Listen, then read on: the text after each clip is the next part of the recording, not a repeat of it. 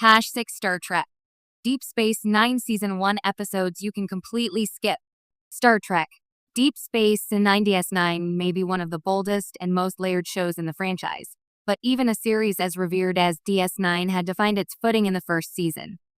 With 20 episodes that juggled Byron politics, Cardassian tension, and classic Trek-style morality plays, the early days of DS9 were a mixed bag. While many Season 1 episodes offered essential setup and strong character introductions, there were also a few that dragged, felt derivative, or simply didn't contribute meaningfully to the greater arc. If you're doing a rewatch, or diving into Deep Space Nine for the first time, you can safely skip these 6 episodes without missing anything vital to the overarching story. 1. Move Along Home, Episode 10. Let's get this out of the way first. Move Along Home has achieved a kind of infamy among DS9 fans for all the wrong reasons. Quark becomes involved with a group of mysterious aliens from the Gamma Quadrant, and our heroes, Sisko, Dax, Bashir, and Kira, end up trapped inside a strange game. What unfolds is a fever dream episode filled with nonsensical puzzles, rhyming aliens, and the now meme-worthy chant, Alamarine, count to 4. While it attempts a commentary on cultural misunderstanding and diplomacy through games, the execution is clunky and the stakes never feel real. The characters essentially suffer through a series of surreal escape rooms, only to be told at the end that it was all harmless fun. You'll gain nothing from this episode except frustration and second-hand embarrassment. 2. If Wishes Were Horses, Episode 15.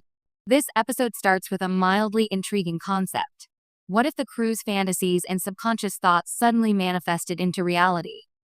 From baseball legends to fairy tale characters, the promenade quickly becomes a surreal mess.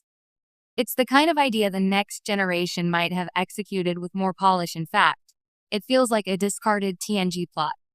Despite a few amusing moments, like Bashir's fantasy Dax fawning over him, the episode doesn't contribute to character arcs or story continuity. The eventual explanation, an alien experiment, of course lands with a thud. It's fluff, and not particularly fun fluff at that. 3.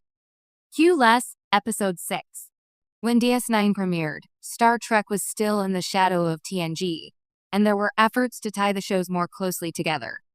Q-less brings back TNG mainstay Q and his companion Vesh, last seen cavorting with Jean-Luc Picard. Unfortunately, Q's brand of chaos feels out of place on DS9, and his usual flair is muted here. Sisko is no Picard, and the writers lean hard on that difference by having Sisko punch Q in the face.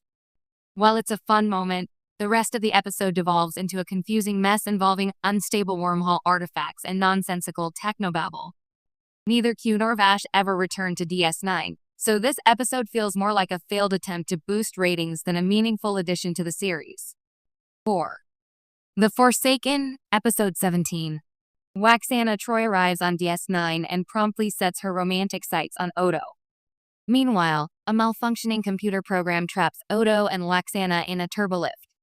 What follows is a claustrophobic character piece that tries to be both touching and comedic, but falls short on both fronts.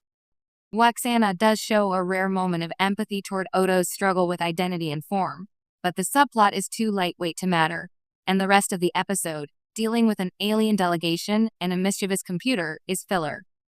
Unless you're a diehard Waxana fan, this is skippable. 5. The Storyteller, Episode 14. O'Brien and Bashir are sent to Bajor to help a village plagued by a mysterious energy creature known as the Dal'Rok. The solution?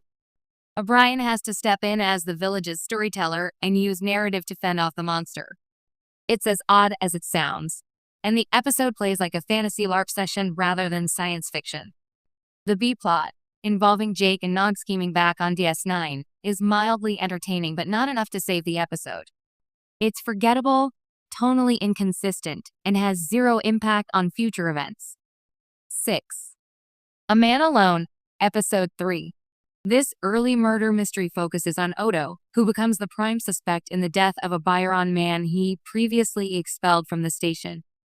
The idea of turning suspicion toward Odo, a character shrouded in mystery, is good in theory, but the mystery itself is painfully predictable and lacks tension.